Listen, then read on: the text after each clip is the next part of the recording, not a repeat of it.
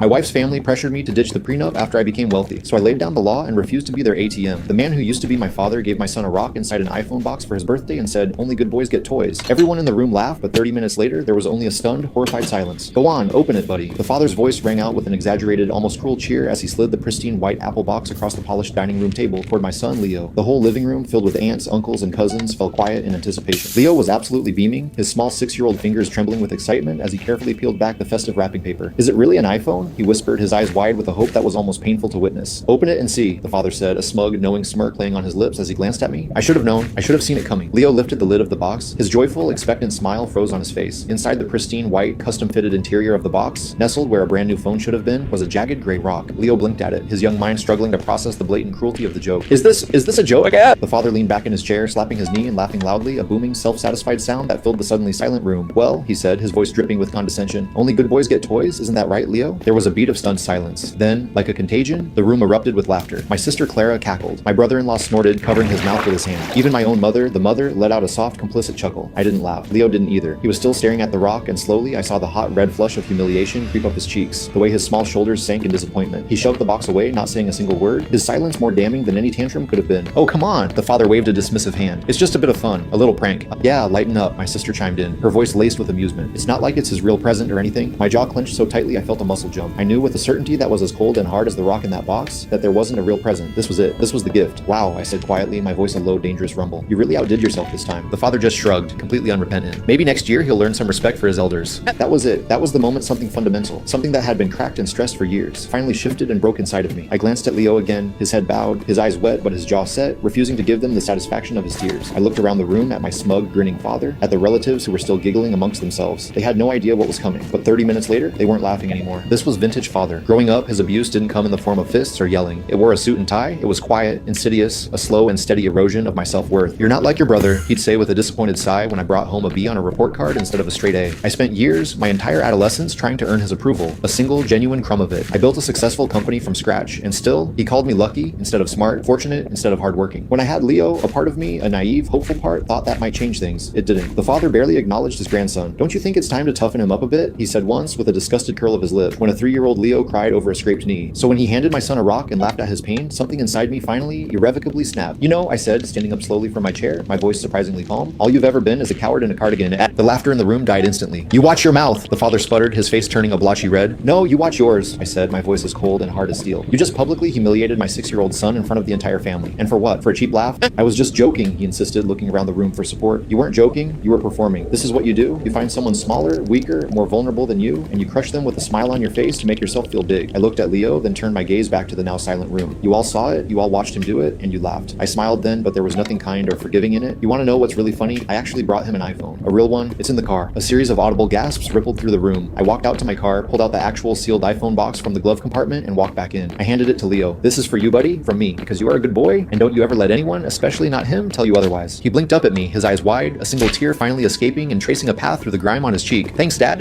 Then I turned to the rest of the room. "You all had your little show, now it's my turn." I pulled a thick envelope from my jacket pocket and dropped it on the dining room table with a satisfying thud. "It's the updated power of attorney paperwork for the family trust. You're not on it anymore." "What are you talking about?" the father stammered. "I'm talking about the house you co-signed on with me, but haven't paid a single cent toward. I'm talking about the accounts you've supposedly been helping me manage for Leo's college fund. It's all done. You're out." My sister's husband looked at her, his face a mask of confusion. Her face turned a pasty, sickly pale. "Yeah," I said, looking directly at her. "Maybe someone should have told you. Guess who's been quietly dipping into the family trust behind everyone's back?" "Be quiet, you have no right," Clara hissed, her eyes darting nervously around the room. "No," I said, my voice calm and deadly. "You be quiet." I turned my full attention to Clara. "Let's talk about that emergency withdrawal you made from Leo's college fund last month. You told the bank you had my full authorization." She froze, her mouth opening and closing like a fish. I needed it for Maya's therapy sessions." "No, you needed it for your all-inclusive Bali yoga retreat. You posted the entire luxurious thing on your Instagram, remember? That was $2,200 of my son's future gone. You falsified my signature on the withdrawal form and claimed it was approved. I have the official report from the bank." Her husband shot up from the couch, his face a mask of disbelief and fury. "You took money from Leo's college account for a vacation?"